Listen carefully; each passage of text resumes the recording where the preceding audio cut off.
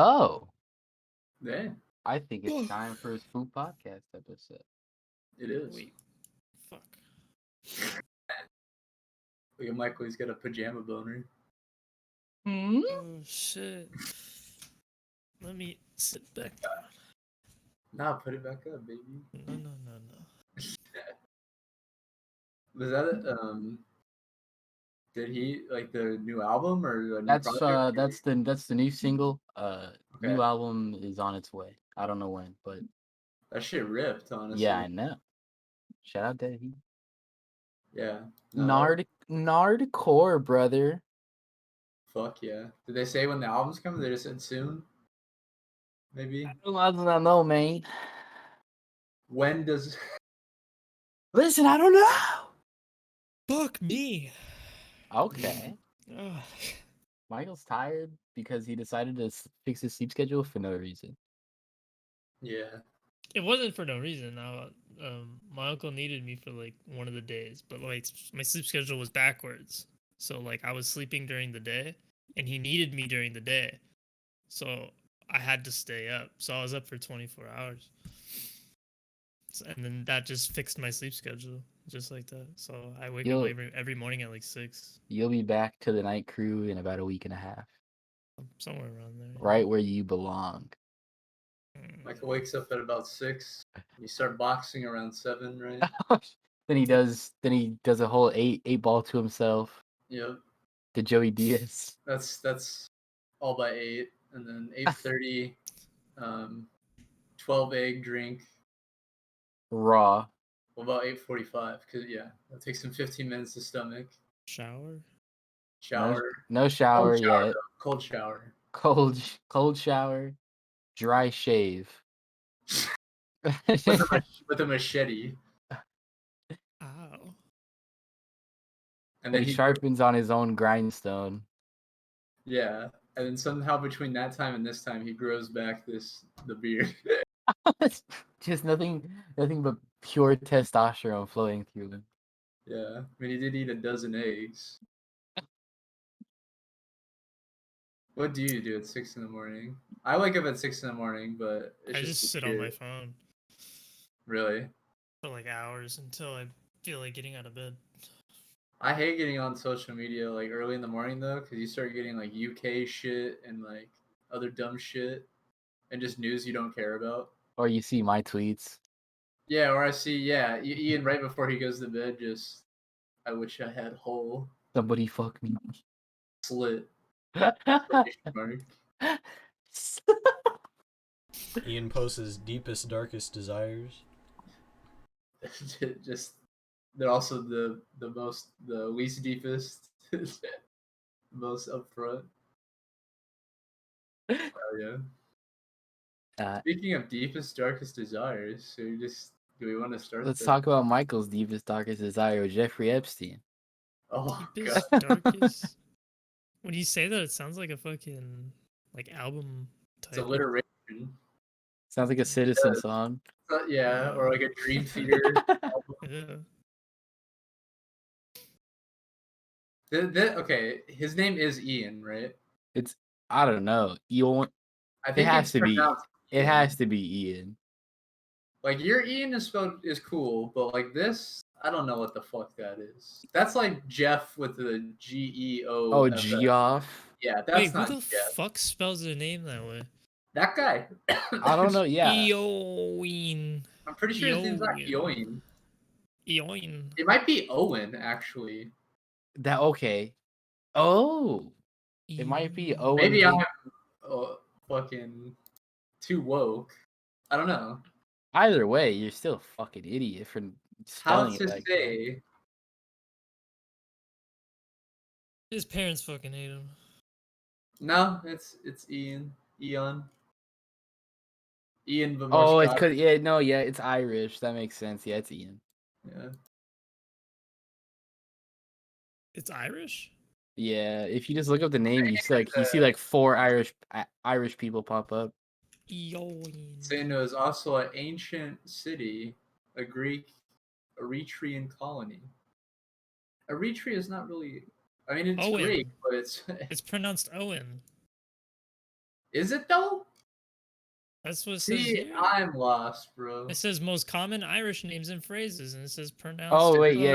Owen. I'm watching this video. How to pronounce E is it E. correctly? It says Owen. Whoa.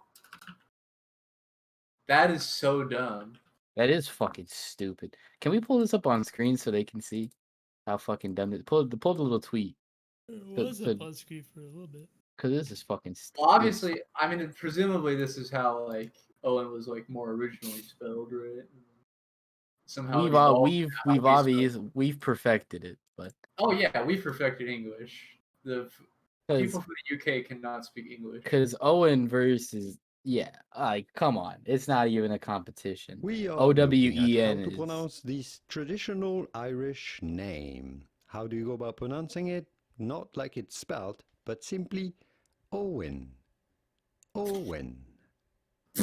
Like When? yeah, okay, dude. Owen. So the East Side. Here are many more videos on how to pronounce traditional Irish names. Yeah. Stupid fucking Europeans, dude. Anyway, let's get into the Jeffrey Epstein video. So this is a very old video from like whatever fucking broadcasting channel, and it's just so funny. But yeah, go ahead and click on it.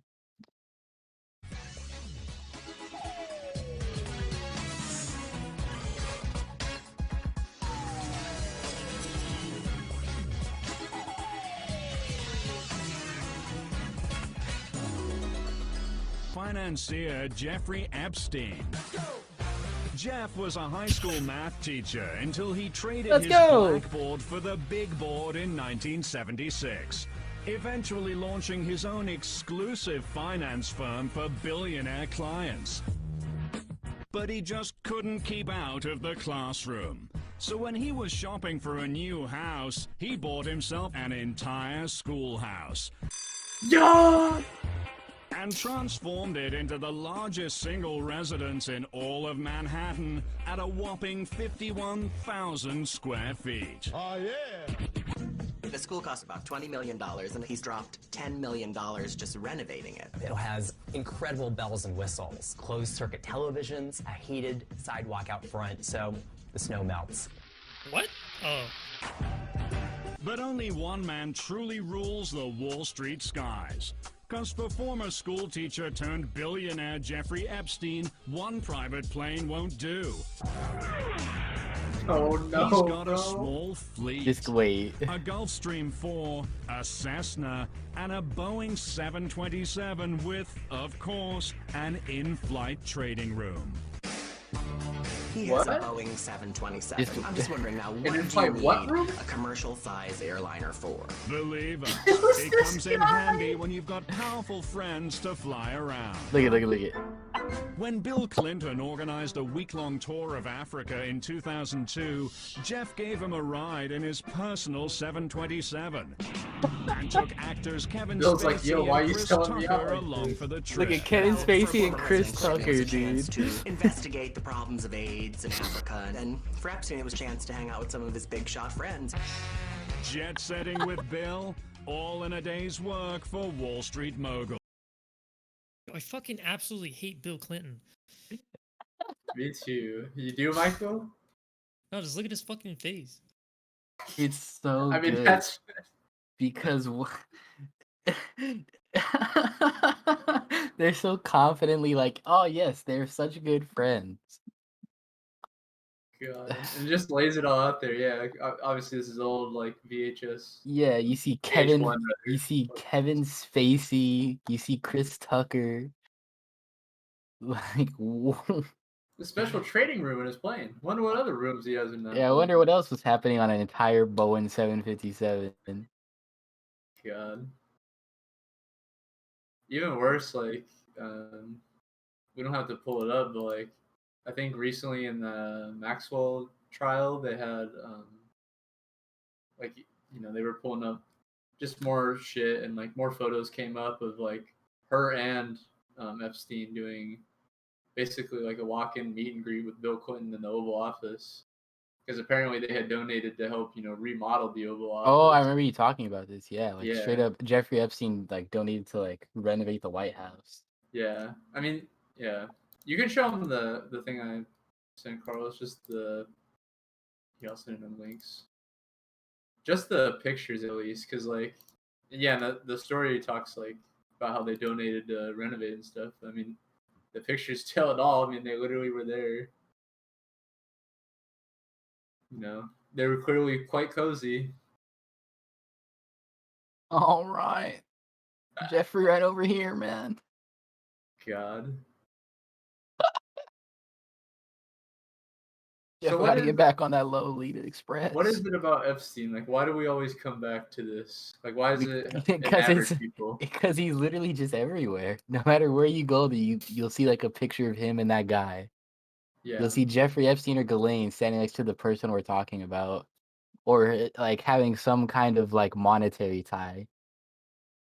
It's like, yeah, like I don't know, the pizza people have been saying it, like besides all the absolute psychos who take it too far, like the pizza people are here, like they've been saying this for years. Like there's obviously some sort of like sex trafficking of children going on. Yeah, And that Jeffrey people in high Epstein, positions are okay with. yeah, and Jeffrey Epstein was obviously complicit in that and was very obviously murdered by Hillary Clinton, or the Clinton family at least. Like very obviously, it's all in front of your face. You have all this ties to Ghislaine Maxwell, all this stuff happening to Matt Gaetz, all this stuff with Bill Clinton, Kevin Spacey. Like it's all like, International elites, even like yeah, exactly, and exactly. Prince Andrew. Mm-hmm. Like it's all right there in our face. It's just like, fuck. Like what do you do about it? I think it has like the same, at least for people like us, like how we have that same interest in like these crazy war criminals and like CIA goons and stuff, and their relationship to these administrations and people of high power. Same reason of Epstein. It just shows like once you get to know all the things about Epstein and like all the people he's met and things he's done, you see the willingness of the U.S. machine and who they're willing to cooperate with and work with to do their bidding. They don't. Maybe they don't like there's probably not literally like some sexual cabal there, but like maybe they're willing to turn the blind eye to like some rich guy they know that buys kids and fucks them because They're he's donating like, to their campaigns, which yeah, keeps them in power. yeah, he's like some financial fucking whiz that moves stocks for him or something. So Yeah, they're like, oh, that's cool, and he like- gets my friend kids too, so it's cool. They're not Couldn't figure eating. out how he kept that under the radar for so long. Well, that's the thing is like he had all these friends in powerful positions, and it's And like, not only he's just an insanely powerful person due to the amount Yeah, of money him he too. has and the amount of buying power that money has in our politics. It just takes. And invite him to your wedding. It just takes one person, or just like just to say something, or like I don't know. Well, why- There were a lot But- of people who bunch of worked people did. for him. Yeah. Yeah, and straight up saw it. People went to the FBI, like the whole like Epstein documentary, like people were going to the FBI about this shit, and just we know how shitty the FBI is. Yeah, well, Wait, what do you wasn't he do under when? surveillance for like a while? Yes. Okay, so they knew, but they never took action in a way. Yeah, well, what do you do when it's a guy like this who's like an international financier? Presumably, we don't really know what this guy fucking did. Maybe he's just like a money pool for elites to move money, basically. But yeah, I mean, I think I could see how he gets away with this for so long. Like, who's gonna hold you fucking accountable? Like, no one. Yeah, Yeah, it's and just just crazy. and that's how dangerous like hoarding wealth can become. Like it's the blatant issue here is we allowed one guy to get so insanely rich through whatever means that he could use his money to fuck kids. Yeah. And use his wife, who is also, or like girlfriend or whatever the fuck, to recruit kids to fuck because of the mass amount of wealth that he was able to hoard for himself and use. And that's the issue. That's like a huge issue. Yeah. I think we've talked about it before too, as like one of the biggest like unveiling moments for like people that consider themselves apolitical, because it just shows like, yeah, all the interconnections within the like elite class, right? And like how they're all basically in bed with each other. Like Maxwell's from some elite UK like real estate family. Mm-hmm. In that VH1 thing, it was talking about how Epstein was a teacher and shit. That school, the like Wharton business, that might have been a different business school, but like whatever business school he was at, he got that job from Bill Barr's dad, William Barr's dad, the fucking attorney general. Yeah. So, yeah, it's just the interconnectedness of the axis of evil, you know, glaring. That was fun though. Yeah, I mean, we started this podcast talking about Epstein, and it's always cool to talk about it some more. It's just insanity. Yeah, so we want to move to the kind of like a more present, serious, pressing matter. Mm-hmm. So obviously, I think pretty much all of our last episodes like have been like, hey, the pressing matter right now is again on everyone's mind is police brutality and police murders of unarmed, innocent, generally black people. And it's happened again. I don't remember exactly when the shooting happened of Andrew Brown in Elizabeth City, but I know now recently, like they let some of the family see like a 20-second body cam clip of the shooting, and that's what had blown the story up initially, because the family members were like, hey, what we saw was like, that was like a blatant execution. And then the city has come up in arms and like, hey, we want to see the video, which I think maybe we could talk about that more, but I think we probably are all in agreement like that they're public servants, and that body cam footage should be available to all of us to see, especially when they fucking murder somebody and we need to investigate whether or not they were the ones that did it. And yeah, I remember seeing this funny like, oh, I don't know if it was supposed to be like a comedy, like it was like a sketch thing, but like the guy said like that all police cams should be streamed on Twitch.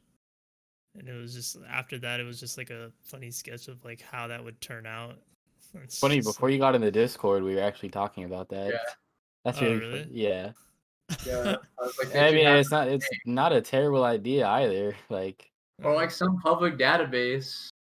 where everybody Well, has it's just access like- to all body cams. No, it's just imagine like the No, yeah, like in imagine Twitch chat. like And when the Twitch chat's just like, pepper spray this guy, and he's like, and then like some guy in the chat's like, oh, I'll donate you $100 if you do it, and the cop is like, oh, I mean, all right. It's just horrible. But it's just like, internet shit. Yeah, but even that would be better than what we have like now, which is just Maybe we they don't tell get him to any not video. kill the person. Yeah, yeah, Yeah, exactly. that. Yeah, or at least we'd have eyes on it. Because in this case, now they're trying to say that they can't release. We'll have the press footage of this as well, of why they're saying they can't release this footage, but they're saying they can't because it puts like the other officers at jeopardy in the video. Which good, they should be at jeopardy if they fucking executed somebody. or if at the very least, if they allowed the execution to take place. I mean, which Right. is the same thing. Exactly. And well, now because of this, people are rightfully fucking up in arms. And Status Quo is this is our resource for both this video and the press conference one. But they're arresting peaceful protesters that are out, up in arms because this is fucking outrageous, honestly. And they're being arrested because there's a curfew that's been put out by the mayor, I believe, in their city for like 8 p.m. or something, which is ridiculous now considering like I think what was it yesterday, the day before, the CDC is now doing. They lifted up the mask mandate outdoors for some of those states that have that, as long as it's not a big crowd. So it's like there should be no fucking. Why is there curfews right now? Like, what are they trying to prevent right now? I mean, it's obviously just infringing on our First Amendment rights. Yep. Like just Cracking down. Point blank and period. Like that's the biggest issue is they're just saying, hey, that First Amendment doesn't exist when it's against us, the big state. Well, especially the right, you know, when like the COVID lockdowns were going on and how they were always claiming that curfew's unconstitutional. Well, where are they now? Yeah, exactly. Well, yeah, I mean, that just shows it's obviously still just partisan games for them. They don't actually care about any sort of First Amendment. They don't care about the actual freedoms of people. They just want to see their homies do good, and that's it. Yeah, and it's always at the detriment to us. So like when shit like this happens, and we, let's just play the video, and then we can get into the press conference because I mean that tells the whole story, really. You cannot arrest the media. Back up. Oh yeah, apparently they're arresting. They might be arresting media as well. We will be arrested. Come on, back up. I'm backing up. Listen, I'm backing up. No, you're under arrest. Come on back with us. You are under arrest. Welcome out. Freedom of the press. Freedom of the press. Who will? Can you tell us why they're being arrested? Yeah, fat fucking the curfew imposed by state of emergency 8 p.m. Try hard. Yeah. Fucking loser. I mean, look how many of them there are. Like, yeah, they're showing up in force. You didn't really get a great angle of it, but there are hardly that many people there at this time. Yeah. And this is just and from most tonight. of the people are pretty far away too, and like, I mean, as you saw there, like those people are backing up. They present no threat. They're unarmed, and they're out there because they want justice, honestly. And if we just compare it to like the fucking George Floyd case, like if people weren't there filming, like would there have even been a fucking trial? Like, no, yeah, exactly. That's what. Like maybe it would have been a different thing because I think that pent up energy in the country was gonna, channel into something, right? But like, yeah, like there could be a fucking straight up like Klan execution by a police department, and we can't see it because our justice system is that corrupt. This is shit we say happens in fucking other countries, right? Like this is shit we're happens in these. If we heard this was happening in like a South American country, you would have already invaded, you know? Yeah, or like in the early if this is Iraq or Afghanistan, Yeah. Arresting press members. And... No, these are innocent people, and look how many officers they send on one person. Look, they're just standing there doing nothing, and then they just. Oh, like across the street too. Are those cops? I think, or are those people? Those are protesters, but even all those people, I think the cops still on. And look, they're still marching in force. Like, look at how many of them there. That's nuts. And yeah, from what I saw, it's alright. From what I saw of all the footage, there's been no incidents at any of these protests so far. Like it's a small community. But the curfew. And they've been real. Yeah, like within the protests, they've been real strict to like make sure no one gets out of hand or does anything crazy. It's not like Minneapolis where it's like there were a lot of people. And the thing with that is, it's like, if the system worked, they wouldn't be out here protesting. Like, exactly. You gotta, at some point, you gotta admit that, like, they're just being ignored straight up. Yeah, exactly. Like, at some point, you gotta like get that, like, oh, it's like, this seems to happen every single time, and the problem doesn't get fixed no matter how many like the right says, however many buildings get burned or whatever the fuck. Like, if it didn't, like, after the George Floyd thing is still happening, then it's very obvious that it wasn't just because George Floyd died. It was because George Floyd died and there was no justice until people had to literally go out into the streets during a pandemic to, you know, fight against the system, fight against the state. And still, like, we're still, this some bullshit's still probably gonna happen with Chauvin because the system protects its own. Exactly.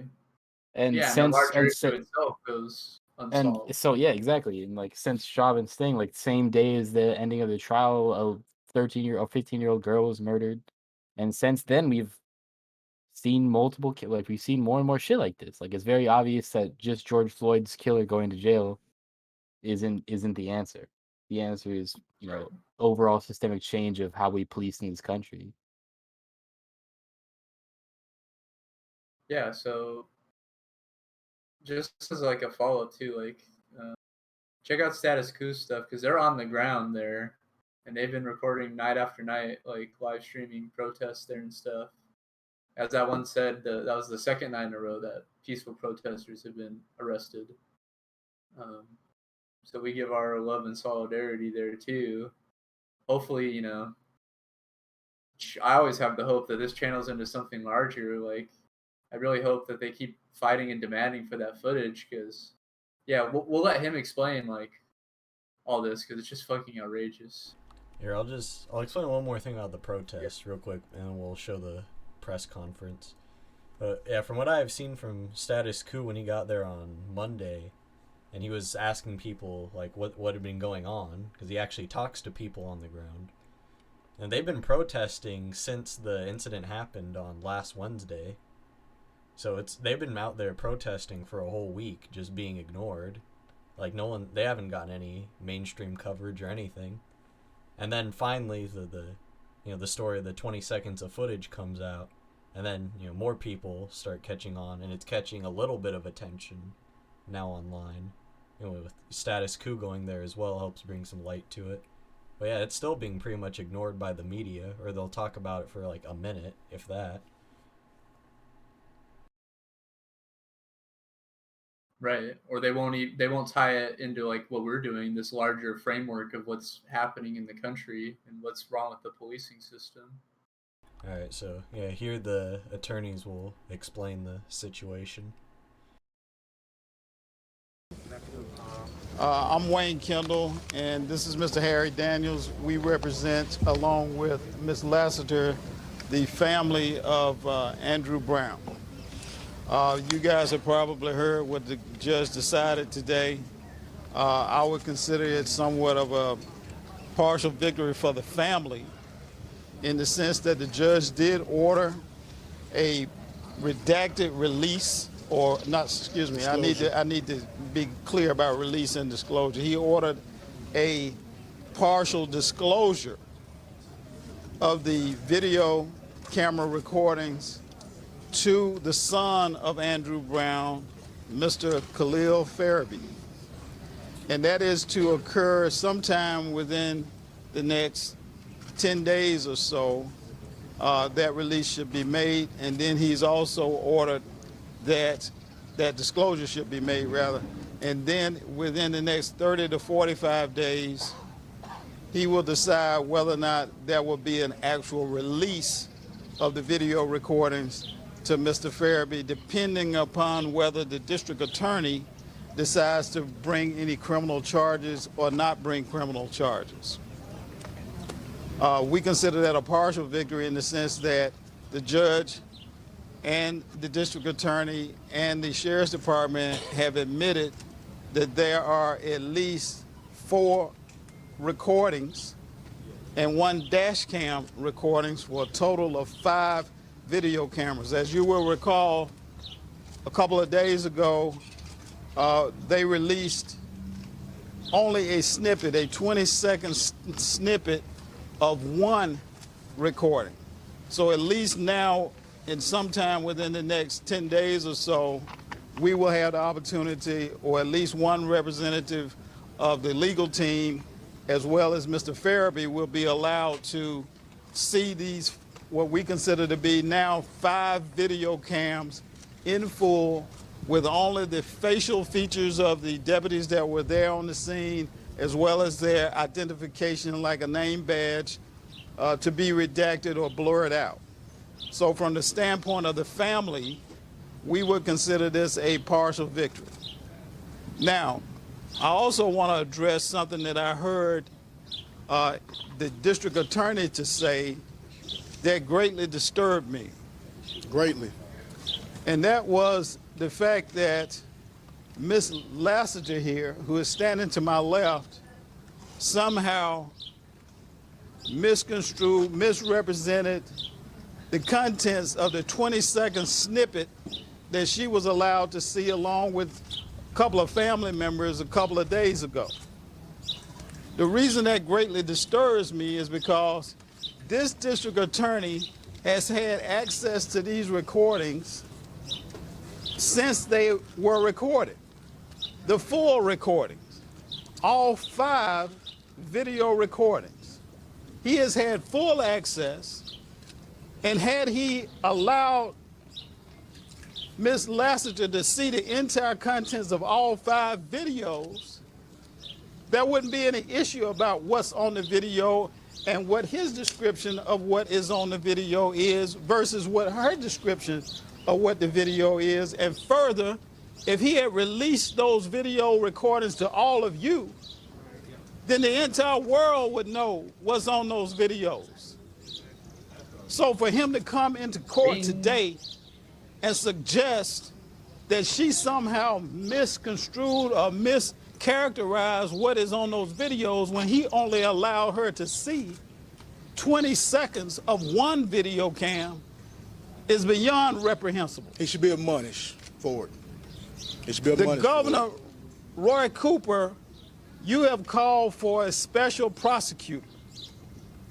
There is no better reason than to have a special prosecutor in this case than what we heard Mr. Womble state in court today.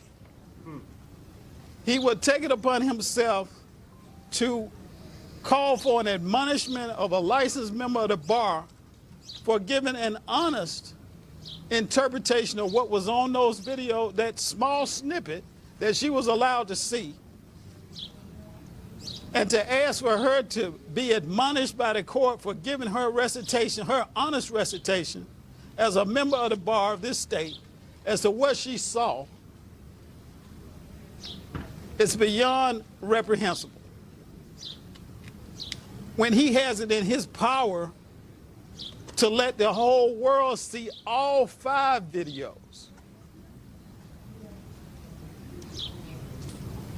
Now I'm gonna let my co-counsel Harry Daniels make a statement as well. It's fucking Let's not get distracted. An innocent man was gunned down, shot in the back of the head, vehicle riddled with bullets from the rear. Now I heard statements being made, well, he might have hit the deputies, or he might have did that. Well, show us the video. Show us the video. Show us the tape. Show the tape. If that's your position, show the tape. We already know if that was the case, then the media attorneys would not have to make an argument to show the tape. The tape will already be shown. If that exonerate the law enforcement officer, the media would have already seen the tape. In Columbus, Ohio, the tape was immediately shown. Immediately shown. Show the tapes. Now, Ms. Lassiter here did an outstanding job. She went in that room, she came out, and what she saw on that video is what she saw, and she represented. I've known her for a long time. And one thing I can tell you, she is not known to tell lies. She is very professional. And for this district attorney, the elected official, to take a poke or stab at her character when he had the opportunity to review all the evidence, and she saw a 20-second snippet, and she stand by her position that Andrew Brown was executed. Let no mistake about it. She stand by her position. It is appalling. It's shameful and it's disgraceful. But I assure you this, justice will be had. Justice will be served. In 10 days, 30 days, 300 days, or 3 years, justice will be had. Now, Chantel, I'm gonna let you come. You want anything to say? Hey, I think I need to say a couple things. Good afternoon. Good afternoon. Hey. A couple days ago, Bakari Sellers told you guys how he felt disrespected as a black man. I have felt that same disrespect today. I am a member of this district, District 1 bar member in Elizabeth City, North Carolina, and I was not given the professional courtesy by Andrew Womble to have a conversation. I would have been glad to have a conversation if there was any confusions or questions about what I saw. I would have been glad to have a conversation, but he did not give me the opportunity. He knew your phone number, didn't he? He has my information is all out there.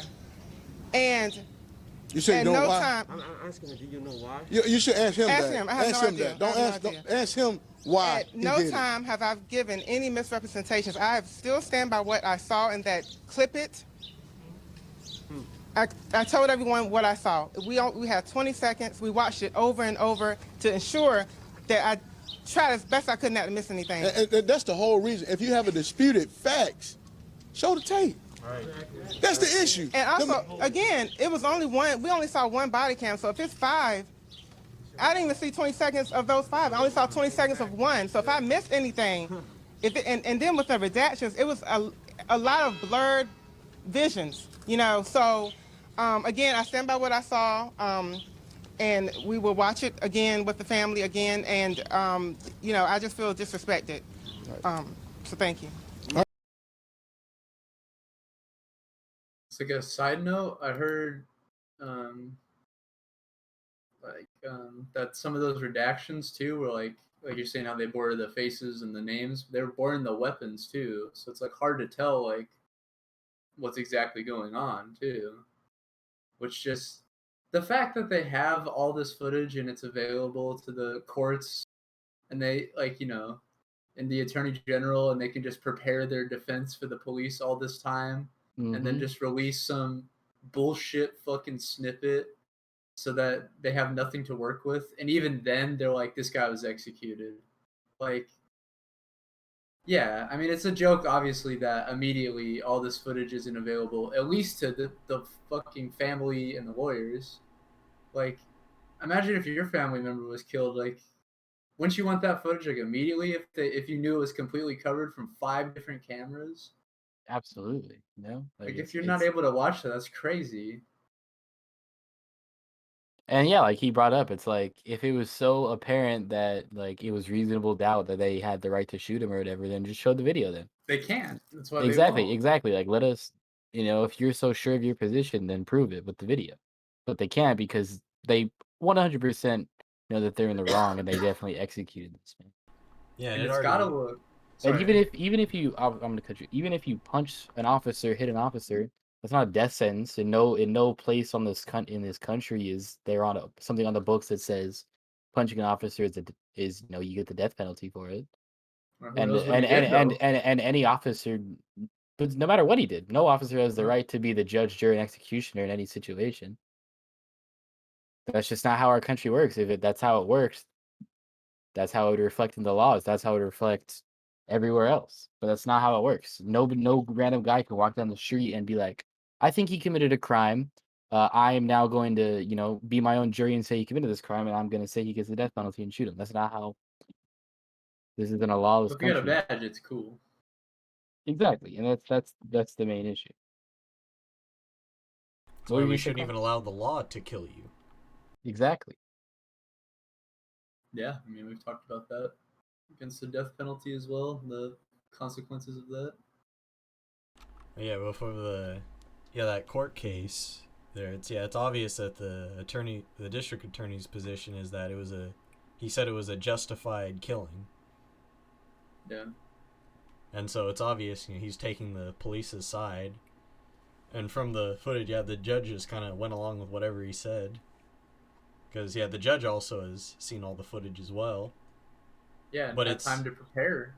But it's only these like the police, the district attorney, and the judge who've all seen the footage, and they have all decided to cover up the footage.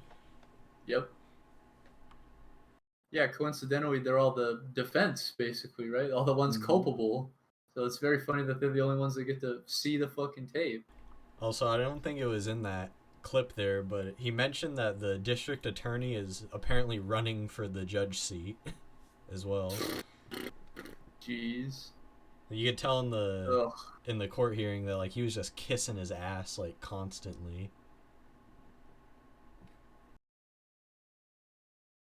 I love America. It's super cool. Shout out to these lawyers though. They were spitting some hot fire up there. Yeah. What's crazy too is how they were comparing it to the Columbus case where I forget her name. We just covered that too. It was Michaela something, I think. Mm. Like how they said that one was released immediately, and everyone saw that one pretty much, where she had gotten in a fight with someone, I believe, in like the front of her house, and then the cop basically rolled up and shot her after she was getting in a fight with somebody, and she had like a knife or something. And that one, blew up because there's at least like some divisiveness there for like people that want to like defend the cop or something, but this one, for them to not want to release the video at all, tells me that it's got to be awful. It's got to be awful. You get all the puzzle pieces right there. Yeah, like whatever that video is 50 times worse than whatever the Columbus video was, or even the Chicago body cam footage of killing that 13-year-old. Like that was fucking nuts, and that came pretty quickly. So if they're holding back on this one, like, did they just straight up like make him get on his fucking knees or something? They wear Klan hoods, like. Yeah. Well, I think what I was hearing someone was speculating is that they also don't want it to come out for the audio as well. Oh wow, yeah. Because apparently, from what I had heard from the story, is that like they were shooting at him and still telling him to like show your hands. So it's like they were mixing their steps up. Yeah. Also, I'll mention that there's another I don't know, lawyer or attorney there who is fighting on behalf of the public to release the video footage. And he said that he had gone through this case, like, this similar process, like 30-something times. And he said that this was the strangest, like his attempt at trying to get it. Because he pointed out that, like usually with requesting this kind of footage, he said, we try to like go broad and like try to get whatever we can. And then we end up with whatever they'll give us, basically. And he said in other cases that, like, at the worst he's seen it is, like, they'll see it at the bare minimum and they'll give you, like, less than, like, a minute or something of footage. Right. Like, but in this case, he said that it was, like, a disagreement whether it's, like, he could even ask for the footage or not. And he said, like, that, it was, like, he was completely confused. Wow. It was, like, wait, I can't even ask for this? It was apparently the judge's interpretation. Well, look, even with her, they only gave her a 20-second snippet that's like super redacted and edited, and then even after she watched it and gave her opinion, they're like slandering her. Yeah. So it's like, yeah, I bet they fucking said that. Like, yeah, like Ian said, it tells you everything you need to know. Like, this video is probably just a straight up fucking execution. Like, we have everything already. Like, but because of how fucking stupid our laws on the books are, and how like careful you have to dance around how careful you have to dance around what is and what isn't in law. Mostly because of how draining, like monetary wise, the repercussions can be. Like, I'm gonna say with 99% certainty, like when and if these videos come out, we're gonna see the execution of Andrew Brown. But the issue is, because they aren't released yet, if we say something as if if we call these cops killers and blah blah blah blah blah, it's possible to face backlash litigiously. Like, you can get sued for like libel or slander or whatever and lose money because of how shitty our laws, how shitty our judicial system is. Like the people who are obviously in the wrong can just clap back because you said it before they were charged with the crime or whatever. Yeah, exactly. claim you were slandering them. I mean, that's what like guys like George Zimmerman have built like the rest of their life on now.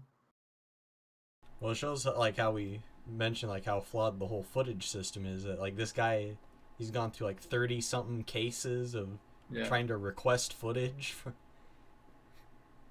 Yeah, and you're saying like there's a different process every time, it seems like. Some are worse than others. Well, you mentioned how it's like you got to specify between like who owns the footage and like how you can go about requesting it. Like, so obviously this isn't his first time, but this is like the first time he's ever been told no, basically. Yeah. So yeah, freedom of the press. Yeah, exactly. Well, yeah, that's why we'll keep tabbed on this, because it's got a bunch of issues wrapped into it. Freedom of the press, freedom of assembly,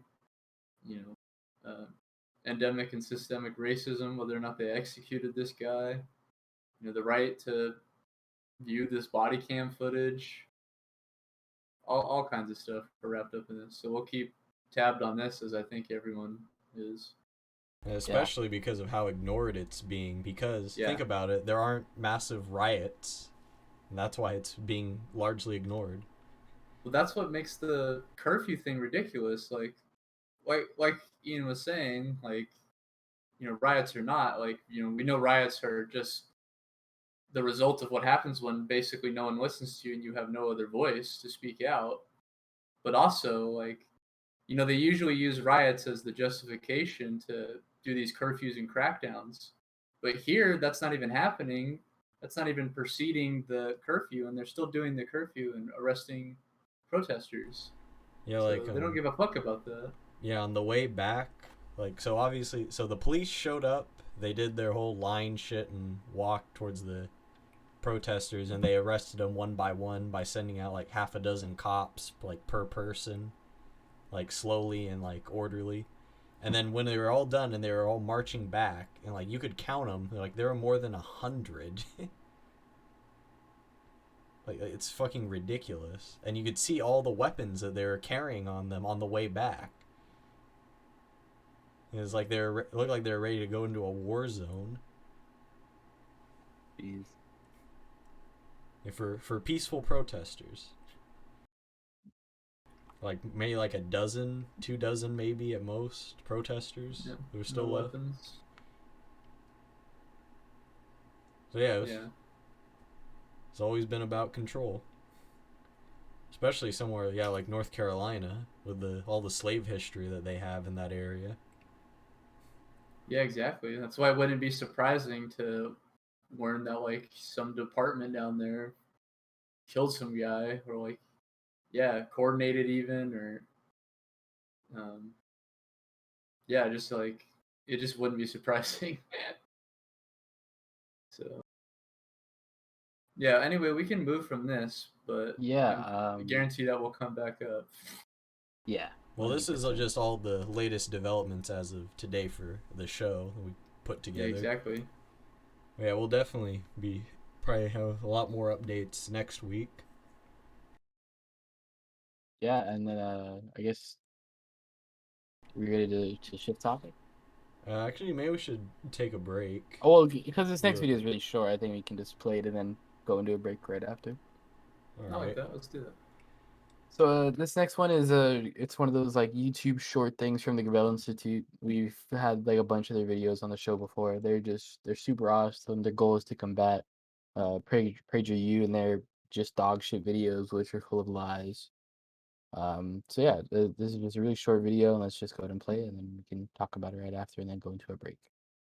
All we gotta do is realize that as human beings, we have addictions. And those that are serious and doing damage to us, we need to control, and control medically. This was all initiated by Richard Nixon. He wanted to punish the black people, and also he wanted to punish the anti-war group. He moved cannabis to a Schedule 1, which treated it like all other drugs. The whole problem with addiction is a public health problem. It's not a criminal problem. And so the tragedy is that we lock up more people in jail than any other country. And so here we have people that are put in jail to suffer unbelievable consequences in their personal lives. The answer is to treat the drug and the addiction like an illness, like a problem, rather than a criminal problem. It's a public health problem.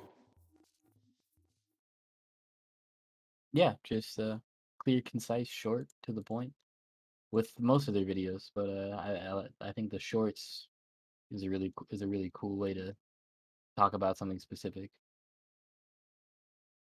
Yeah, the art was pretty cool. Yeah, that as well. Yeah, and like that was just something short I wanted to bring up because it's always cool, and adding one extra click to that video, putting it more in the algorithm is always something. They give us nice aesthetics too. Oh yeah. Well, we want to do a break then, so we can finish. Yeah. Let's go ahead and get into our break, and when we come back, we'll finish out the show. Spook.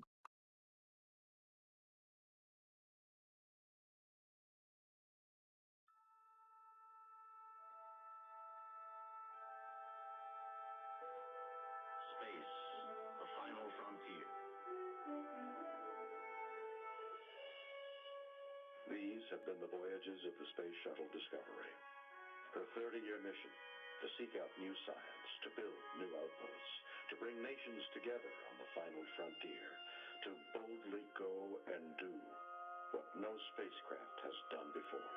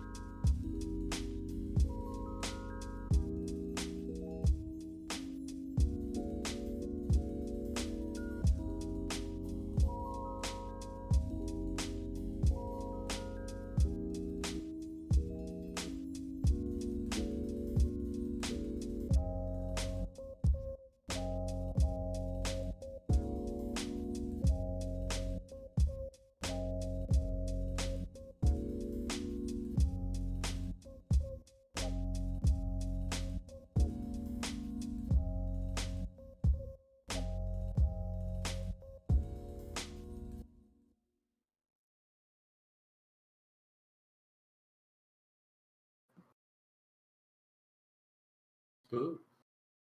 Auga. Spooper. Spooper 1. Tell me what Spooper 1 Spooper 1. Spooper. I'm looking for a Spooper 1. Is there a Spooper 1 here? The DMV. They call your number. Spooper 1. Spooper 1. But it's just like you can't really hear them. Why do people always complain about really long? I mean, like I've seen really long waits at the DMV every time I go, But I always have like an appointment, so it's never. Yeah, it's never an issue. Yeah, I've never had to wait really long. I think it's just because the line is generally long, you know. True. Yeah. You go in there and you just see a line just right out the door. Will the real spooper one please spoop up? Where'd you do your driving test, Michael? Oxnard? Online? Oh, the test? The like, yeah. The skills portion? The like, yeah. The The driving test. Online? The virtual driving, yeah. I did it here in Oxnard. Okay, so we did it the same one. That one was pretty easy, right? Yeah, I don't know why everyone was saying that it's hard. I don't either. I mean, some Saviors, which is kind of a busy street, but then like you go to the neighborhoods back there a little bit, so it's like not really bad at all. There's nothing. Yeah, they just tell you to pull up next to a curb and then back up like a couple of feet. Yeah, they don't make you parallel park anymore. No. Just a couple right turns, left turns here and there, and then that's it. Yeah, park. Couple Park, questions. and then they tell you, okay, go home or go to the DMV. Like go back. Take me to your house. Take me to your house. God. Did you have a lady or a man? It was a dude, but he was a fucking asshole. My first one was a lady, and she failed me because she was mean. And I actually thought I did better that time than the second time. I thought I was Really? gonna fail, actually. You thought you did better the first time? Yeah, I thought I did way better because I was all prepared and shit. And then the second time I was all nihilistic, and I thought I was just gonna fail. So I was all fucking up. And then like the guy even took me through. There's like a little school back there behind, you know, I forget, it's a little elementary school or something. And I think it was like 3 o'clock or something. So they were getting out of school and they were like, you know, crossing their crosswalk and shit. And I was taking my driver's test. It's like, I was nervous as fuck, like driving through a school zone and stuff. And like, Was it around the time when they get out? yeah, it was like 3 o'clock, 3:15 around shit. then. And then it was just, I felt like I was way more nervous too, and I fucked up, and like I didn't care as much, and like, but the guy passed me. We should I think if I was... maybe we And should the ask moral of about the this a little bit. Is I had a guy, yeah, when I took my test and I passed on the first time. Moral of the story: bros always got your back. Dudes rock. What? True. That's why this Women is are the just Dudes out Rock here to podcast. destroy us. Oh, I mean, I guess. I mean, the dude that I have is a fucking... He's a piece of... asshole. Wait, how is he an asshole if he passed you? Like, how much of an asshole could he be? You're just saying that. Did you pass? Did you pass on the first time? Yeah. Oh, then he's a bro. Yeah, but he didn't act like it. Dude That's was just fine. Like, I know, I understand. Like, it's probably a really shitty job, but like, dude was just, he was wearing sunglasses. Like, I could not see his eyes. It was like pitch black, like shades. Oh, well, you can't know what he's gonna tell you. I don't know what he's saying. He was being like super like vague with me, like about where to like go. And then like I would ask him a question, he like didn't really like answer the question. I don't know. So I was just like, whatever. Where are we going? Shut up. Yeah, shut up. Oh shit. That's how my first lady was. Like, yeah, she was very vague, and it was like, you're supposed to, I want my shit planned out. Like, how hard could this be? Just give me your route here. And so it was kind of too much. I made the mistake of, I think I already said this, but I never said it on stream. Going back to the DMV. Like, I finished the driving test, and he says, okay, we're going to go back to the DMV. And then I pulled up into the parking lot, and you're supposed to turn, like, right into, like, the drive-through area on the right side of the DMV is where, like, you finish. He's like, okay, turn right here. And I immediately took a right, and I took a right into another parking lot. And, like, there was no way out. There was so many cars, and I was like, oh, fuck. So, obviously, I didn't listen to him. So, technically, I didn't listen to the instructor, and I did the wrong move. And then I did, like, a 5-6 point turn out of the fucking tiny-ass parking lot to get out of there, and then I went through the drive-through, and then he told me, he's like, okay, well, you passed, and I go, oh, well, I have a question. Was what I did back there, like, did you dock any points for me? And he's like, I could have, but I didn't. I was like, oh, okay, thank you. Yeah, see, he had your back. Yeah, it sounds like a bro to me. Yeah, it sounds like he could have fucked you over and you didn't. He says, because he said that basically if he would have docked me for that, I wouldn't have passed. And he says that was kind of a stupid mistake. Because, like, that's not something that's on the paper that you're supposed to be writing. Oh, he made a wrong turn in the parking lot at the DMV when the whole test was over.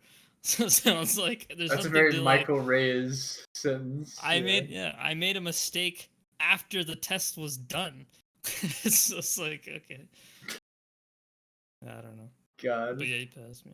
Yeah, imagine you pass, you like drive it into the parking lot. You get into a horrible accident parking. Kills him. Yeah, because he said that Just that, T-boned. that mistake was so bad it would have been like a ton of points. Oh yeah. It was pretty bad. It was embarrassing. It wasn't like bad. It was just embarrassing, if anything. But yeah, but I mean that shouldn't fail you. Like failing should be like you almost kill someone or like you're a reckless driver. If anything, it was kind of like his fault. He said turn right, but there's two rights. Not like do I like that right or this right? And I took the first right, not the second, which he meant the second, but he didn't say that. So it was kind of like a miscommunication on his part. I hate when people do that with their signal, like they turn on their turning signal and you think they're gonna turn and they pass that one and then they do the next one. They go to the second one, yeah. Yeah, you're like, why didn't you just fucking faint like you're gonna start doing it and then turn it on after, you fuck. Sometimes people turn on their signal and I'm like, oh, they're gonna turn in so I can go straight now. Yeah, so I start speeding up. And then they keep going and I'm like, oh. Yeah. It's like, all right. Dumbass. Yeah, I could go on for days about horrible things people do driving. No, just leave your turn signal on the whole time. Oh yeah. Oh, that shit's so funny. My turn's so loud, like I don't know. Yeah, I don't get how yours turn off. Yeah, they automatically turn off. Oh wow. Well, because some of them they turn like off the when like your steering wheel shit. passes a certain point. Yeah, but like if you flick it on when you're driving straight, like it will just stay on. No, it won't turn off. It'll stay on. But still, like okay, that's like most cars turn off if you turn it. Yeah, all cars turn off if you turn it. Oh, that's what I thought Michael meant. I thought yours didn't do. No, that is what Michael is saying, right? Yeah, when I turn my wheel, it turns off. When I straighten out, it turns off. Yeah, but the problem is when that happens to people, it's because they're driving straight and they have it on. Right. But how do you not notice? How do you accidentally hit your turn signal? Not only that, but like there's a blinking light and like it makes a noise. And it's loud too, and mine's kind of loud. Yeah, mine's really loud. I don't know. I could just hear it. It's not that loud, but I know it's on. I guess some people got like music loud maybe, and theirs is not loud or something. All right, I guess so. Yeah, mine's not. I don't think it's really loud in like either car. I think I hit it out of panic. It's like, oh shit, and then I accidentally like fucking smack something. Have you ever used it as a metronome when you're just sitting there at a light? You just turn it on. It's just. Have you ever noticed when you're sitting at like a red light? I noticed this before I even had a license. Like I noticed this since I was like a little kid. We would stop at a red light, and my dad would have his turn signal on, but everybody's turn signal, like visually, I could see everyone's turn signal turning on and off at the exact same time. But then later they'll get out of sync, and then they'll come back into sync again, and then so on. You should, if you never noticed that, you should look at that. Kind of like that one MythBusters video where if you have those like let's say 100 metronomes going at once, they'll all sync up like in a matter of a couple minutes. Yeah. Like, they'll do this, and then maybe 5 minutes later they'll start syncing up with each other, and it's kind of interesting. Anyway, I'm just rambling. Metronome C, metronome new. It'd be pretty cool though if they added like different your turn signal could like change time signatures. Like, yeah. That way I could practice different times. Anyway. Never mind. Yeah, let's continue. Yeah, don't remember.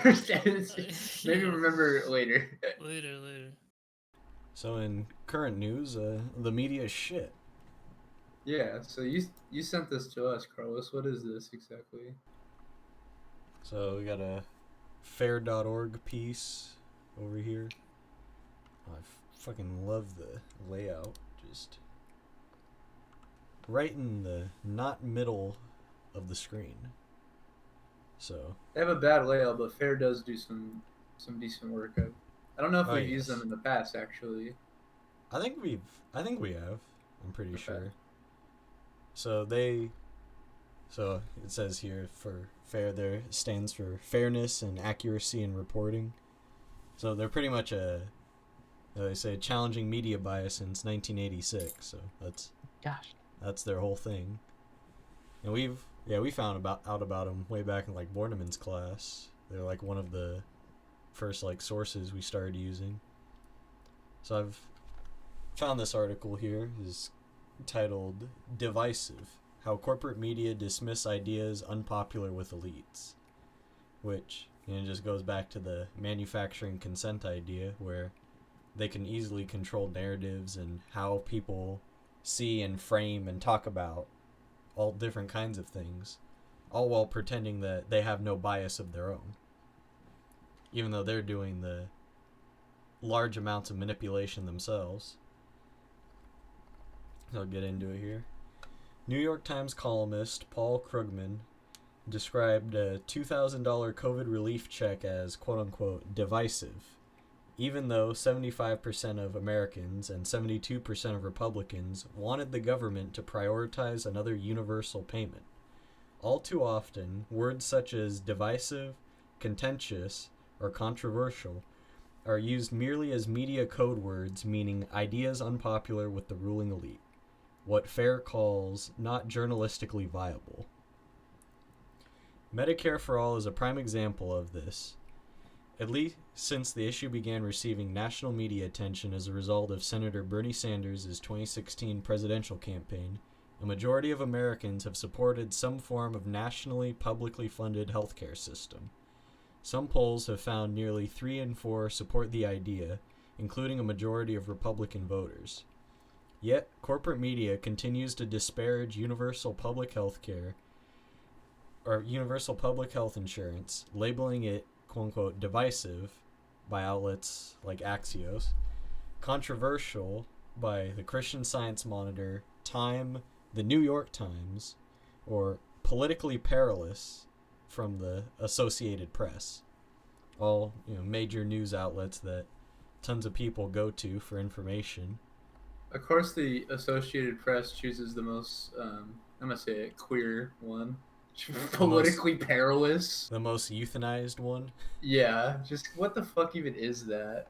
Like, in an article entitled quote-unquote Medicare for All is divisive in the Democratic Party, the New York Times described giving people free health care as quote-unquote immensely contentious, framing it as a risky and enormous expensive gamble that centrists and swing districts could ill afford to take coming up in an election.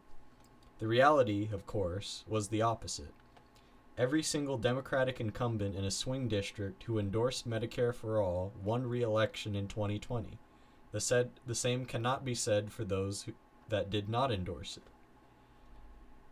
There can be few policies that would so directly and immediately benefit so many Americans as raising the minimum wage to $15 an hour, though still not enough to afford rent in most states.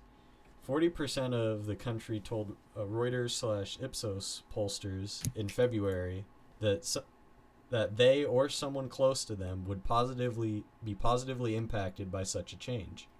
The same poll found that supporters of raising the minimum wage outnumbered opponents by 25 percentage points. Regardless, increasing it is often described as quote-unquote divisive by outlets like Bloomberg, Politico, and the Delaware News Journal.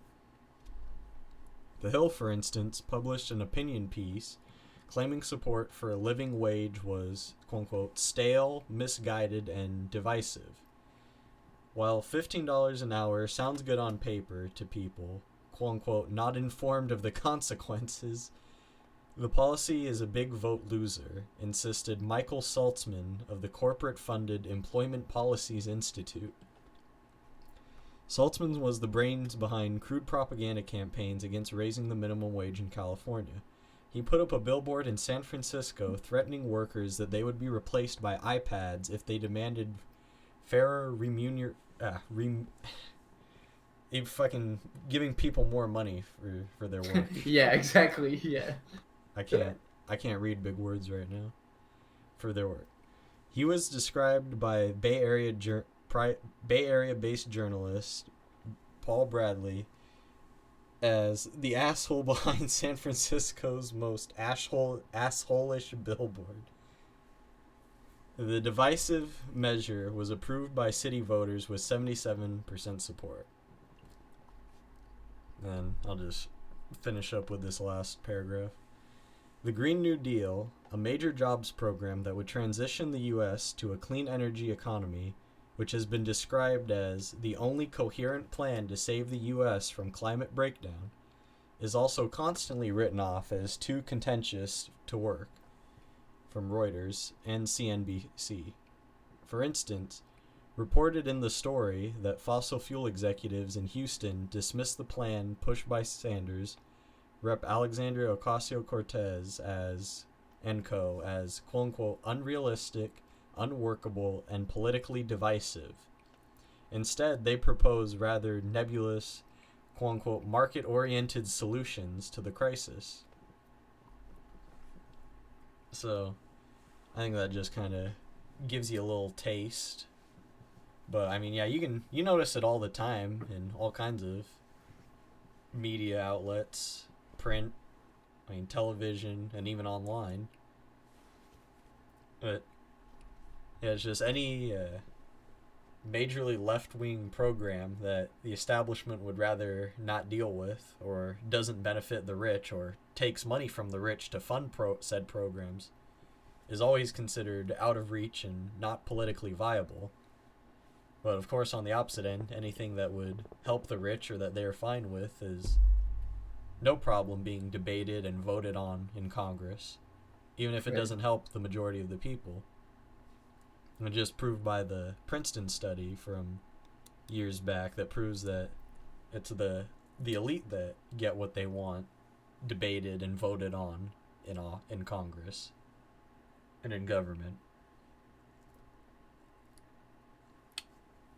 Yeah, it's because, like you're saying, the media, this is like, I love how you introed it. It's just manufacturing consent laid out, right? I think it's so funny just throughout how they use that word divisive too, right? Obviously, they're trying to use that word to make it seem like it's an issue of uncertainty, right? But time and time again, these issues are not only popular, but they're also the paths we need to take, like in the case of the Green New Deal. Or they're just straight up the obvious common sense solution. Right. And the media, and this is why that word divisive is funny too, because it is divisive. It's divisive for elites' interests versus, common people's interests, honestly. And that's why the media, they do their bidding in that case. That'd be cool. Maybe one of these days we'll play, I think Al Jazeera has like a full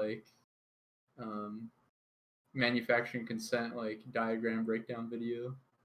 I think maybe they need to rewatch that sometime. Yeah, seriously. We've talked about just the mainstream media's obedience to, just being not only an outlet for the State Department, but just selling out for the elites and always pushing against. Just the last story with Andrew Brown, they're not covering that shit, right? Or they make issues like defunding the police seem like a divisive issue, right? They talk about that being Like they always, like the administration right now, they try to say don't talk in terms of defund or like anything like that. Abolish the police, right? They think it's too divisive and radical. When I think the reality is a lot of people do want to, if you explain it to them, they do want to defund the police. Or Yeah, not turn it in, not have the police be an occupying military force, but rather one that's subjected to what the community wants. Yeah, have some fucking oversight at least. So like just in the story that we covered earlier, that if the community had oversight of the police, for one, they wouldn't be out protesting against the police to begin with. But even if they were, they'd be in charge of the police. The police wouldn't just be able to come and arrest them. Yeah. They'd lose their jobs. But it's another, I know we kind of keep going back to it, but it's just another point I remember from both nights where the police showed up in riot gear. They had, cops going around behind them, constantly telling them every few minutes that, hey, you're doing a good job. Keep it up, you're doing good work. Just like constantly like feeding it to them. Right. Because obviously the protesters were out telling them what assholes and pigs they are. And traitors. Right. Yeah, or maybe even telling them words of truth, right? We've seen that too. Yeah, I mean, they have to, right? They have to build that mentality of like us versus them, right? Within the police. And that's how they become like these, they come out there in force and they're all like supporting each other and they're like, you see it like, in the attitude of them, how like invigorated they are to stomp on protesters and shit, basically. How ready and prepared they were to deal with a non-threat. Yeah, exactly. Whereas, you look at the Capitol on the day that it was publicly known that tons of people were going to show up, and they just let them walk in. Nope. Yeah, and I think we've been consistent with that, talking about that too, like just the hypocrisy of, the police and how the police use their force, right? So. Well, the whole thing is, it was clearly just a demonstration. It looked like I don't remember what I said. It looked like a military parade. Yeah, and even if it fucking wasn't, like, regardless of what it was, they have the right to be out there. Yeah, I mean, it's literally it's in that piece of paper that everybody was to talk about. You have the right to peaceably protest anywhere at any time. Yeah, I don't remember the curfew part in the First Amendment. Yeah, it's like you can peaceably protest until 9 p.m. Eastern, and then you gotta go. And it was proven because all the protesters had to be let go. Like, he interviewed one guy, and he said they kept him for like 3 hours. Disgusting. This is kind of a hard transition, but we have like a small vaccine segment. Yeah, and you should go. This is from Kyle Kalinske of Secular Talk. I think this is like a super good, really short, concise video that I really recommend you show to your family members or friends who are skeptical of the vaccines and their effectiveness. It's 4.5 minutes, and he just gives you nothing but raw numbers and facts. Like there's no debating around the information given in this video because it's just real raw data. And I really recommend just showing this to people that are kind of skeptical of the vaccine. Or even if you're someone who's somewhat skeptical, maybe just hearing these numbers is just something really like refreshing and kind of a little bit more about what you're getting into. Especially those skeptical around, like, because I know like blew up in the news when they pulled the Johnson & Johnson vaccine, and he'll talk about that. Mm-hmm. So it's like, especially people skeptical about that, because that was like, boomer news. That's what all the boomers cared about. Like, that was the first thing my parents talked about. Like, when I asked them, Johnson & Johnson. like, did you hear they pulled the Johnson & Johnson? Like, no. I don't care. But yeah, let's watch it. So I want to show you guys some amazing numbers here. I really think this proves just how well the COVID vaccines are working. So this is from The Hill. Take a look at this. Roughly 6,000 COVID-19 infections have been reported in fully vaccinated Americans, U.S. Centers for Disease Control and Prevention Director Rochelle Walensky said Monday. Current CDC statistics show that as of Sunday, more than 131 million Americans have received at least one dose of a vaccine, and more than 84 million have been fully vaccinated. The latter makes up 25.4% of the population overall. The 6,000 cases referenced by Walensky, however, represents 0.007% of the 84 million who are fully inoculated. So, if you get the COVID vaccine, you have less than a 1% chance of getting COVID. Now, I got to go a step further because there's been a lot of misinformation or just flat misleading stuff in the media about these vaccines.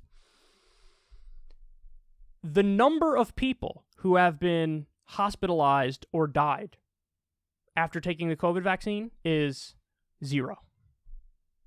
0. Now, I mean, I guess you could argue, hey, maybe they missed a handful of cases or whatever. So maybe there's been a few people hospitalized in very rare circumstances.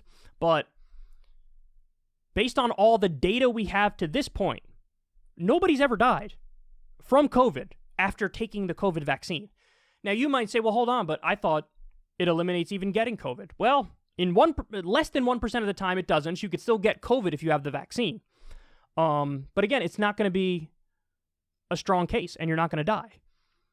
So, you know, we discussed this in previous segments, but in the clinical trials, they said it's 90 to 95% effective, the Moderna and the Pfizer, and they said the Johnson & Johnson is 66% effective. But what they don't tell you is that all of them were effective against hospitalization and death. Every single one of them was completely effective against that.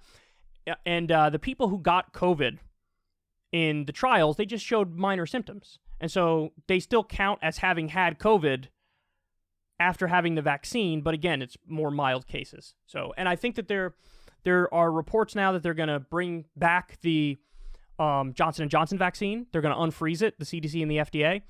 And the reason is there's been 6 people who've had a rare blood clot issue, all women age 18 to 48. And there's been nearly 7 million shots that were given. So it's 1 in a million we're talking about here. Just to put that in perspective, 1 in 10,000 women who are on birth control have a blood clot issue. 1 in 10,000, and that's perfectly legal and allowed. 1 in a million, and they freezed it for a little bit. Now, you can agree or disagree with them freezing it, but it definitely should be allowed for sure, and it'll definitely get us to end this pandemic sooner if we have those Johnson & Johnson shots. And I got it. You could say I'm biased because I got it, but obviously I didn't have any issues, and now I'm actually officially fully vaccinated now because it was 2 days ago that I crossed the 2-week mark, which is when the government considers you fully vaccinated. So anyway, there you go. Listen, anybody who's trying to downplay the efficacy of this, I'm sorry, but I have to say it, they're just anti-science. It's just anti-science.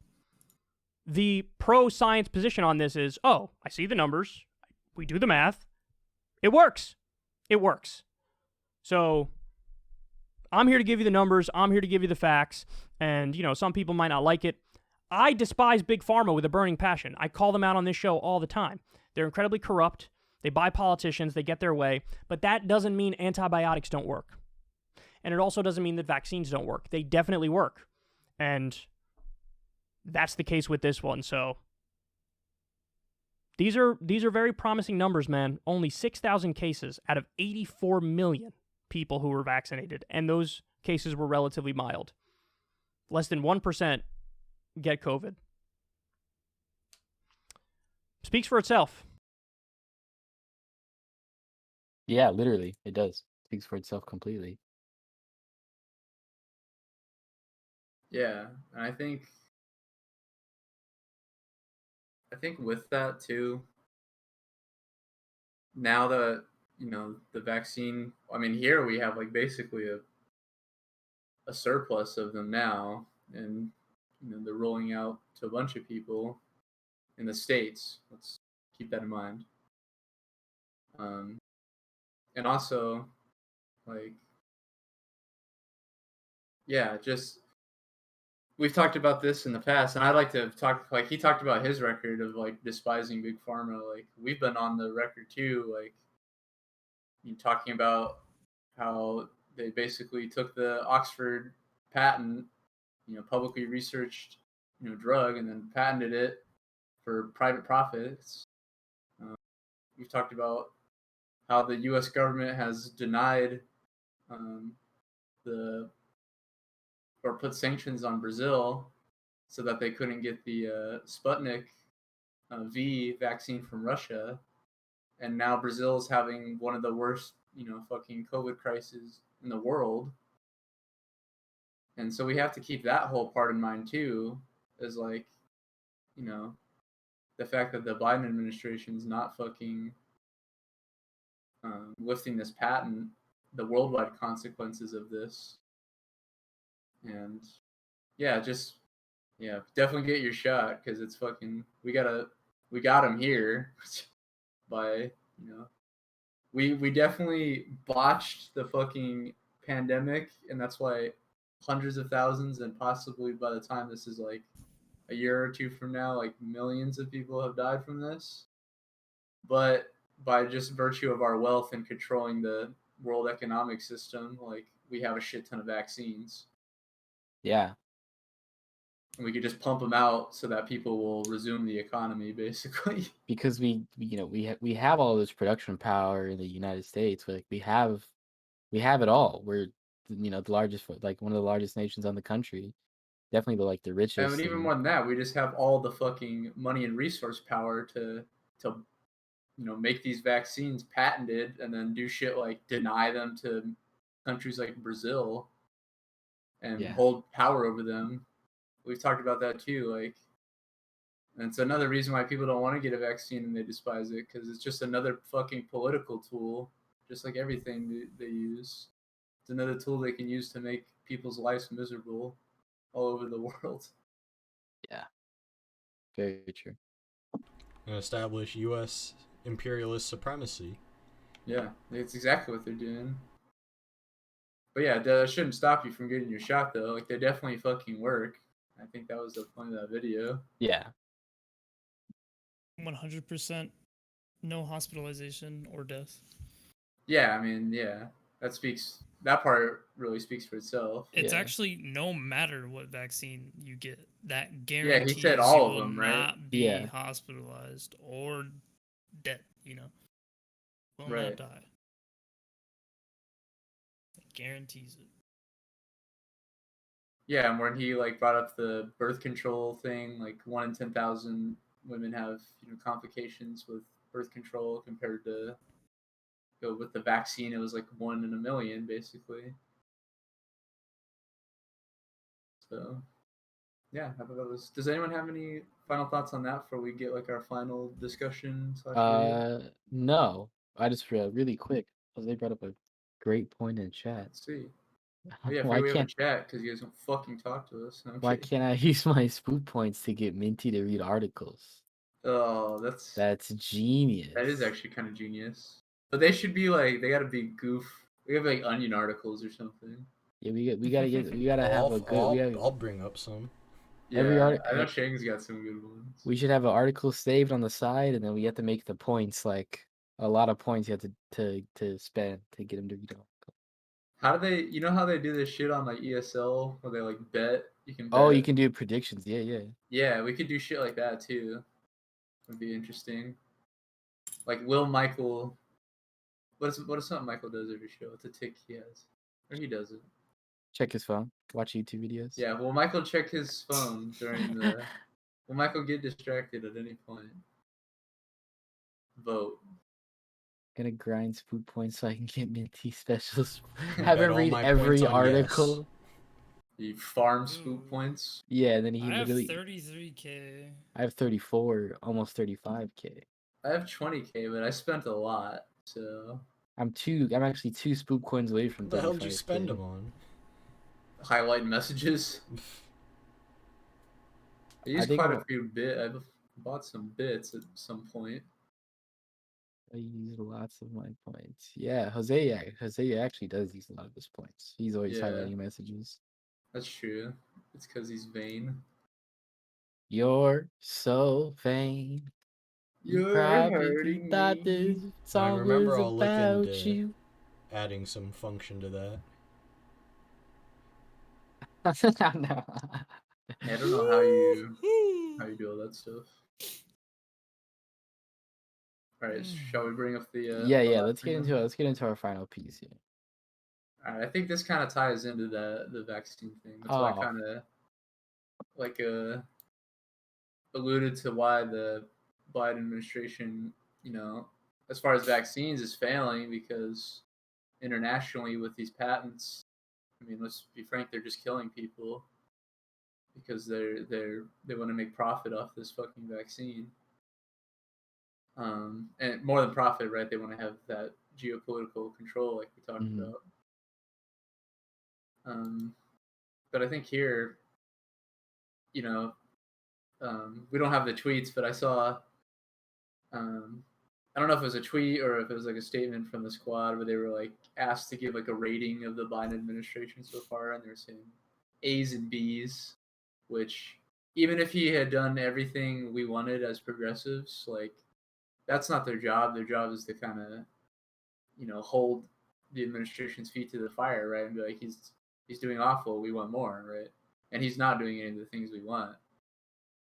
Like today, he had that, speech to the Congress, to the nation, or whatever. And in it, we were kind of talking about this before in the show. Like he said, some things on the surface that sounded good at first, like $15 wage, or everyone should have access to healthcare. And then as you continue to listen on, he whittles it down to something that doesn't support that at all. So that's not an A or a B, right? It's none of what we wanted. Yeah. And I think another area that is glossed over that the Trump administration was bad at, and Obama before him, and Biden's carrying the torch, is just the nuclear situation in general, whether it be nuclear treaties, nuclear proliferation programs, fixing our old nuclear power plants and converting them to cleaner energy, or just repairing them even so they don't melt down. We've talked about that before. All those are just happening, and those are big issues I don't think we hear about or get to think about very often. But this is another status quo video, so we'll be using him a lot tonight. And he does an interview. I actually forget the guy's name, Norman Solomon, and he does NGO work and stuff on this issue. So yeah, let's just listen to what he has to say about it. And I think it paints a picture of how the Biden administration is just totally failing.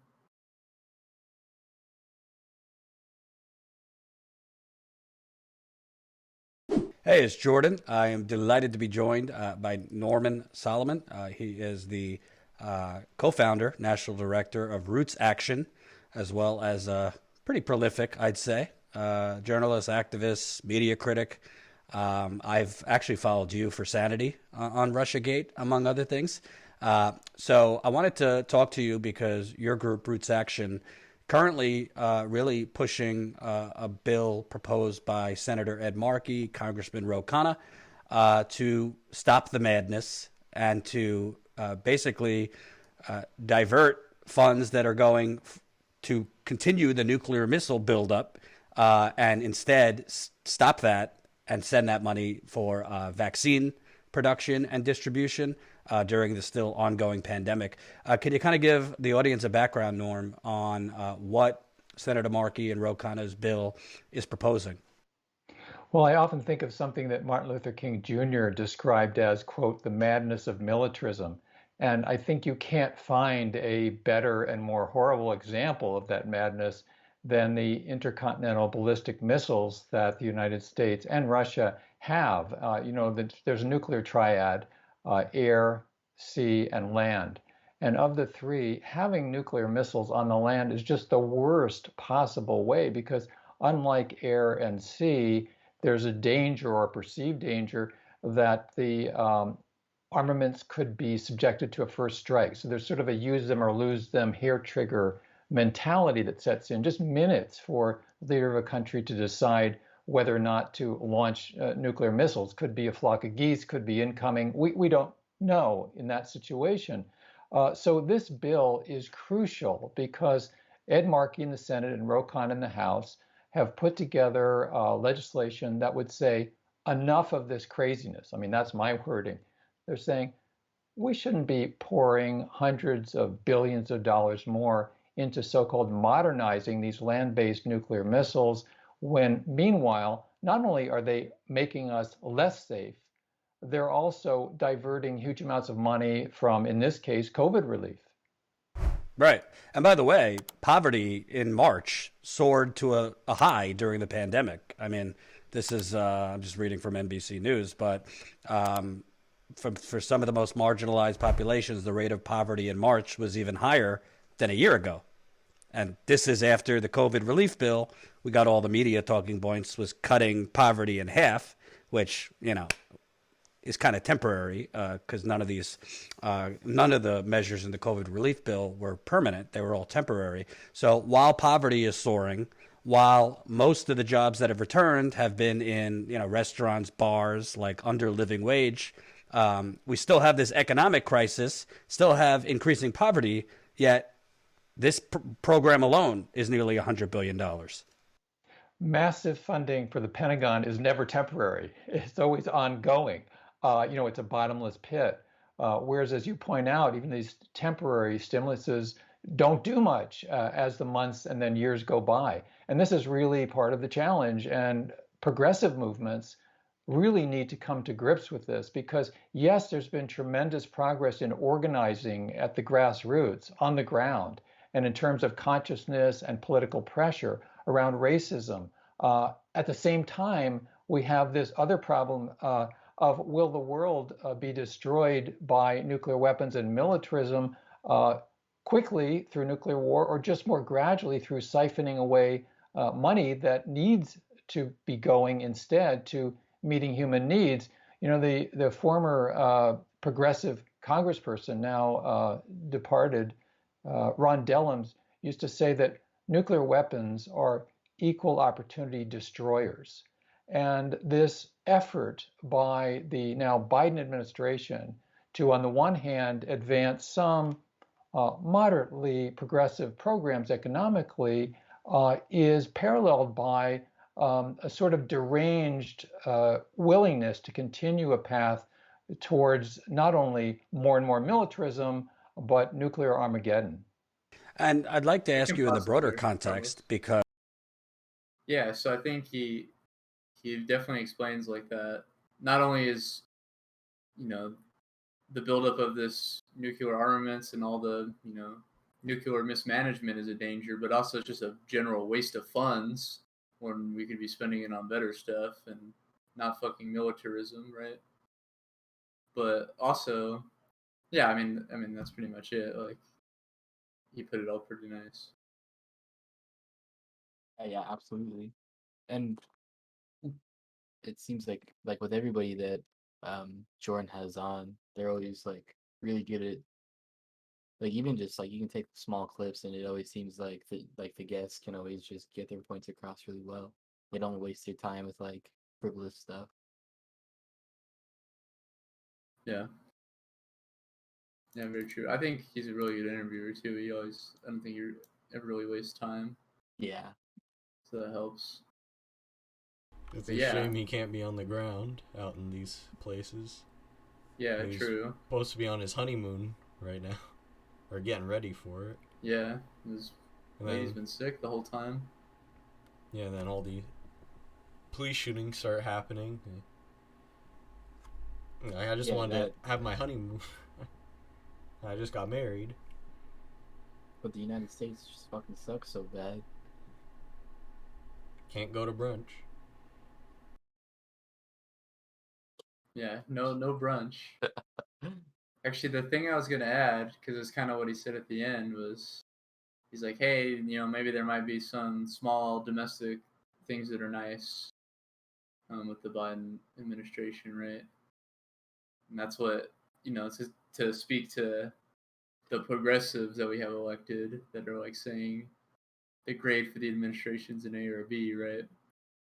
But when it comes to foreign policy, these big things, right? The true movements of empire, nothing has changed. Not only nothing has changed, but it's a gradual just decline. The Blinken State Department, the guy's head of the State Department now, is just continuing that decline of just further militarism, further diverting our funds towards war, endless war, really, and endless expansion and more nuclear armament. So it's very scary to see. Yeah. And fights for shit like the, getting the Bodycam footage release, like that is intertwined with struggles like this, because that's fighting for the ending of spending money on the military like that. That's how you fight these giant systemic issues, through all of our different little outlets, Yeah. Or I guess We got a follow just now. Did we? Dude, it's been a while. What the fuck? Who was it? What was the name? Mom's Big Mom's Basement? Big Accident. Mom's Big Accident. Mom's Accident. Big Accident. I thought it was basement. Sorry, I have to emergency Thank text you somebody. thank you for the follow. Mom's Big Accident, not basement. Welcome to the stream. Hope you enjoy what you saw so far. Yeah, did anyone notice what I changed? Or I is was it looking was for it it. is it I that think hard is to it- notice? Is it the font of the chat, or the chat? It's a the bit text? more than that, but yeah. Oh wait, It's yeah. the Wait, what border, the fuck? the black like shadowing. Mm-hmm. I figured it's Looks something, nice, to do with the chat, but I couldn't tell Yeah, exactly what the it was. chat of the names, like the names, the icons. Everything's the got font, like a little kind of like drop shadow Yeah. on the text. Very pog. I did the same with the Spotify layout and the follow on Twitch thing. You can see it. Oh yeah. I mean, you'll be able to see it when the song's playing on our outro. Yeah. That's What what do that you boys Spotify. say? Real quick, Wait, what let me about get a little Spotify? rant out. That Spotify layout takes up so much GPU usage because it's like I'm cropping the whole Spotify layout and like cropping out all the pieces. That layout alone, when I'd say OBS uses like 10 to 15% of my GPU when I'm just like sitting on like this screen. But when I go to that, it goes up to like 33% now. Just real That's nice. weird. Well, it's pretty much the equivalent of like 10 4K versions of Spotify. But it looks nice, so. Yeah, it does look pretty nice, so it's worth. Very weird. When you have a monster GPU anyway, so. Cool to know our stream setup could just brick someone's computer. Yeah. And we still got a little bit of headroom left. Yeah. Headroom. I shouldn't have said that to Ian. We should go on. We should leave. Hey, this is the headroom. You gotta go to the after party. Anyway. That's the end of the show. That's all of our shit. Yeah, I mean, that's it. That's... Carolina's telling me she got bit by a scorpion. What the fuck? Yeah, I know, Mexico, right? How does that feel? I don't know. I'm like, is it poisonous? And I assumed like she was gonna say no, and she's like, yeah. So I'm like, what is it? Was it? Oh no, because never mind. I was gonna say, was it big or small? Because big means it looks like that big. It's on the bottom. Yeah. Okay. Then yeah, that means poisonous. Yeah. Small ones are usually poisonous, and the big ones usually just fucking assholes. Yeah, I know. So I'm gonna see if she's dead. Fuck scorpions. Oh yeah, fuck that shit. Probably why they all wear shoes there all the time, you know. Oh god! Imagine waking up to go to the bathroom and just. That's what happened. She said she woke up and it happened. Oh, fuck that. Yeah, ew. Oh, in her home? Yeah, in her house. Oh she's in chat. Hey Carolina, my leg is burning. Oh, babe, no. Don't say that word on stream. Oh, not while Michael's here, huh? Yeah. Well, no, it's cool. It's just because I'm ugly. It's okay when you do it. What's the sitch? Like, how do you How do you unpoison yourself? Well, you try to get the poison out, I'm sure, by like rubbing shit on it. Or you could take an antidote. Sucking your toe? Her mom was telling me a story how I'm forgetting who, I think it was one of her aunt's daughters got stung by like a scorpion, I think, and got like a bad reaction and stuff. And like the one doctor uncle that fucking saved my life there, like, gave her the antidote, and like her dad, gave her him a nice watch, like because of that or something. I think it was a Antidote watch. soup. Yeah, antidote soup. It was some histamine or something that you get injected with. But like he got him a nice watch, and like I haven't got him anything for like saving me from exploding. The next time you go. Yeah, I mean I can't really afford a watch. She did not. She might have sucked your leg, actually. That's that might fucking. actually be true. That's badass. I was looking at your face while you're telling the story because I was like, if he fucks this up, he's in trouble. You know, he don't listen. I know. That's why I'm like I was making sure all the details. Like it might have been this person, but that person, you know. That's so funny to put essential oils on it though. All right. Well. Okay. Yeah. Anyway. So. Yeah, we're gonna go so Jacan can talk to his girlfriend. Yeah. We're gonna have a great night here, in Discord. Watch a movie later, maybe. But yeah, appreciate you guys for showing up. We really appreciate all of you. Mom's big accident. Thank you for the follow. Yeah. First one. It's been a while. Yeah, I know. First one in a while, and is nice. Thank you for like the concurrent viewership as well. It was really cool. Yeah, like I was just waiting to see if I get. Ooh. Well, yeah, we should go so you can figure that out. Anyway, thank you guys so much for watching. We'll be back.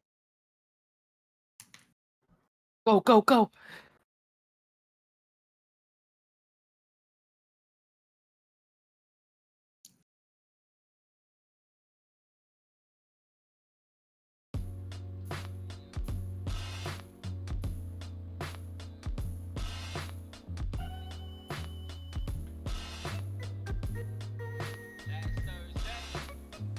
Can't say much with nothing on these pay stubs. At least I got a chance with your girl, she giving great hugs.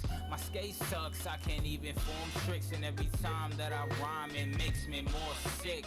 The floor sticks cause I spilled over my ego. Speaker box broke because of the love below. But we know wearing a monkey suit or tuxedo shit got me going crazy like my full name was CeeLo. The townsfolk start to scream in panic. I feel my heart slowly start to sink like Titanic in the Atlantic. It's cold and chilly like your heart is. You say you're forgiven but forgot about Marcus. The darkness consumes my whole entity. Really not that concerned with my whole legacy. Mentally live boulders all alone. They're the clones in the back of my home. I turn to stone. My local 7-Eleven, they won't serve me. I went in high one time, intentions for a Slurpee. And I was broke, so I went ahead and walked out. He said next time I see you, there is gonna be a chalked out line surrounding my anatomy. Traveled to the village to escape, but they banished me. Can it be the universe and the signals for the coolness on my head? With my hand up on a pistol with a missile. Toe standing under with the hopes that I get a kiss upon my neck instead of lynching ropes. Missing quotes every time that I read them wrong. Emancipated from life, but somehow that freedom's gone. What am I to do next? See visions in a group like that old nigga 2Mex, your crew next. Go ahead and step to Omegatron. He ain't playing games no more, man. The Sega's gone. The Sega's fucking gone, bitch.